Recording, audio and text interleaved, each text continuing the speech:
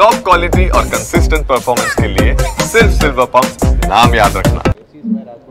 ಕಾಂಗ್ರೆಸ್ ಅವರು ನೋಡಿ ಹಂಗಲ್ಲ, ಇದು ಕಾಂಗ್ರೆಸ್ ನಿಲುವು ಅಂತಲ್ಲ, ಇದು ದೇಶದ ನಿಲುವಾಗಬೇಕು. ದೇಶಕ್ಕೆ ಸ್ಪಷ್ಟವಾದಂಥ ವಿಷಯಗಳನ್ನು ನೀವು ರಾಜಕೀಯ ಮಾಡ್ದೇ ನಮ್ಗೆ ತಿಳಿಸ್ಬೇಕಷ್ಟೇ. ಯಾಕಾಯಿತು, ಏನಾಯಿತು, ಏನು ಕಾರಣ. ಈಗ ಪಾಕಿಸ್ತಾನದವ್ರು ಹೇಳ್ತಾ ಇದ್ದಾರೆ ನಾವು ನಿಮ್ಮ 5 ಪ್ಲೇನ್ನ ಹೊಡೆದಾಕ್ದು ಅಂತ. ಅದಕ್ಕೆ ಇನ್ನೂ ಸ್ಪಷ್ಟವಾಗಿ ಉತ್ತರ ಬಂದಿಲ್ಲ, ಹೊಡೆದಾಕಿದಾರೋ ಇಲ್ಲವೋ ಇನ್ನೂ ಉತ್ತರ ಕೊಡೋಕ್ಕೆ ತಯಾರಾಗಿಲ್ಲ. ಮತ್ತು ಪಹಲ್ಗಾಮಲ್ಲಿ ಮಾಡಿದವ್ರು ಯಾರು? ಈಗ ಪ್ರಧಾನಮಂತ್ರಿ ಹೇಳಿದ್ರು ನಾವು ಅವ್ರನ್ನ ಮಣ್ಪಾಲು ಮಾಡ್ತೀವಿ ಅಂತ ಹೇಳಿದ್ರು. ಎಲ್ಲೇ ಇದ್ದರೂ ಕೂಡ ಹುಡುಕಿ ನಾವು ಅವ್ರನ್ನ ಹಿಡ್ದಾಕ್ತೀವಿ ಅಂತ ಹೇಳಿದ್ರು. ಸೊ ಆ ದಿಟ್ಟ ನಿಲುವು ತೊಗೊಂಡಾಗ ನಾವೆಲ್ಲ ಪ್ರಧಾನಮಂತ್ರಿ ಜೊತೆ ನಿಂತ್ಕೊಂಡು ನೀವು ಮಾಡ್ತಾ ಇರೋದು ಸರಿ ಇದೆ, ನೀವು ಪಾಕಿಸ್ತಾನ ಮೇಲೆ ನೀವು ಮಾಡಿ ಅಂತ ಹೇಳಿ ನಾವೆಲ್ಲ ಬೆಂಬಲ ಕೊಟ್ಟಿದ್ದೇವೆ. ನಮ್ಮ ಸೇನೆಯ ಬಗ್ಗೆ ನಾವು ತಿರಂಗ ಯಾತ್ರೆ ಮಾಡಿದೋ. ಕದನ ವಿರಾಮ ಆದ ನಂತರ ನಾವು ತಿರಂಗ ಯಾತ್ರೆ ಮಾಡಲಿಲ್ಲ, ಅದಕ್ಕೆ ಮುಂಚೆನೇ ನಾವು ನಿಮ್ಮ ಜೊತೇಲಿ ಇದ್ದೇವೆ ಅಂಥೇಳಿ ನಾವು ಮುಂದೆ ಮಾಡಿದ್ವು, ತೋರಿಸ್ತು. ಸೊ ನಾವು ಅವ್ರ ಜೊತೇಲಿ ಇದ್ದೀವಿ. ಆದರೆ ಅವರು ರಾಜಕಾರಣಕ್ಕೆ ಬಳಸ್ಕೋಬಾರ್ದು. ಮತ್ತು ನಮಗೆ ಸ್ಪಷ್ಟವಾದಂಥ ವಿಷಯಗಳು ಈಗ ನೋಡಿ, ಯಾವುದೇ ದೇಶದ ಟ್ರಂಪ್ ಅವರು 20 ಸಲ ಟಿ ವಿ ಮೀಡಿಯಾ ಮುಂದೆ ಬರ್ತಾರೆ, ಪ್ರಶ್ನೆ ನೀವು ಕೇಳ್ಬೋದು, ಉತ್ತರ ಕೊಡ್ತಾರೆ. ಮನಮೋಹನ್ ಸಿಂಗ್ ಅವರು ಟಿ ವಿ ಎಲ್ಲ ಪತ್ರಕರ್ತರನ್ನು ಭೇಟಿ ಆಗ್ತಾಯಿದ್ರು, ಪ್ರಶ್ನೆ ಕೇಳ್ತಾರೆ, ಉತ್ತರ ಕೊಡ್ತಾಯಿದ್ರು.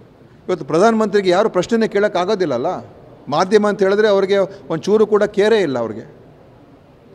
ನೀವು ಮಾಧ್ಯಮ ಇಷ್ಟೊಂದು ಟಿ ವಿ ಚಾನಲ್ಗಳೆಲ್ಲ ತೋರಿಸಿದ್ರಲ್ಲ ಈ ದೇಶದಲ್ಲಿ. ಗೋಧಿ ಮೀಡಿಯಾ ಬಗ್ಗೆ ನಮ್ಮ ಮೋದಿಯವರಿಗೆ ಒಂದು ಕಿಂಚಿತ್ತು ಕೂಡ ಅವ್ರು ಕೇರೆ ಮಾಡೋದಿಲ್ಲ. ಯಾಕೆಂದರೆ ಗೊತ್ತು ಅವರು ನನ್ನ ಒಂದು ಇದರಲ್ಲಿದ್ದಾರೆ ಅಂತ.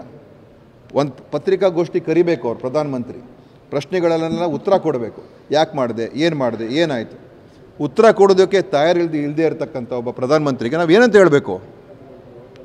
ಸುಮ್ಮನೆ ನಿಂತ್ಕೊಂಡು ಬಿಹಾರದಲ್ಲಿ ಭಾಷಣ ಹೊಡೆಯೋದು, ಮನ್ ಕಿ ಬಾತನ್ನು ಹೇಳಿಕೆ ಕೊಡೋದು, ಎಲ್ಲೋ ಒಂದು ಕಡೆ ಹೇಳಿಕೆ ಕೊಟ್ಬಿಡೋದು, ಹೊರಟೋಗೋದು, ಅದು ನಮಗೆ ಬೇಕಾಗಿಲ್ಲ.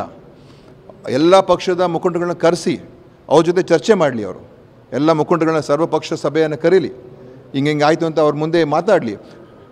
ವಿರೋಧ ಪಕ್ಷದವರ ಪ್ರಶ್ನೆಗಳಿಗೆ ಉತ್ತರ ಕೊಡಲಿ, ಮೀಡಿಯಾವರಿಗೆ ಉತ್ತರ ಕೊಡಲಿ. ಸುಮ್ಮನೆ ನೀವು ಅವ್ರು ಹೇಳಿದ್ದೆಲ್ಲ ವೇದ ವಾಕ್ಯ ಅಂತ ನಾವು ನಂಬಬೇಕಾ? ಇವತ್ತಿನ ದೇಶದಲ್ಲಿ ಅತ್ಯಂತ ದೊಡ್ಡ ಸುಳ್ಳುಗಾರನೇ ನಮ್ಮ ಮೋದಿಯವರು. ಅದು ಕೂಡ ನಮಗೆ ಗೊತ್ತಿದೆ.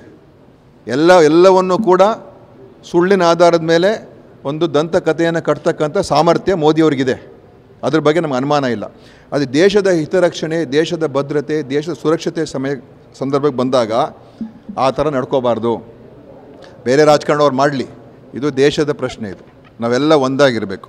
ಅದಕ್ಕೆ ವಿಶ್ವಾಸ, ಪಾರದರ್ಶಕತೆ, ಸ್ಪಷ್ಟತೆ, ಸತ್ಯವನ್ನು ಹೇಳುವಂಥದ್ದು ಅದು ನಮಗೆ ಬೇಕು. ನಮಗೆ ನಂಬಿಕೆ ಬರಬೇಕು, ನಮಗೆ ವಿಶ್ವಾಸ ಬರಬೇಕು. ಹೌದಪ್ಪ, ನಮ್ಮ ಪ್ರಧಾನಮಂತ್ರಿ ಹೇಳಿದ್ದಾರೆ, ಸತ್ಯ ಹೇಳಿದ್ದಾರೆ.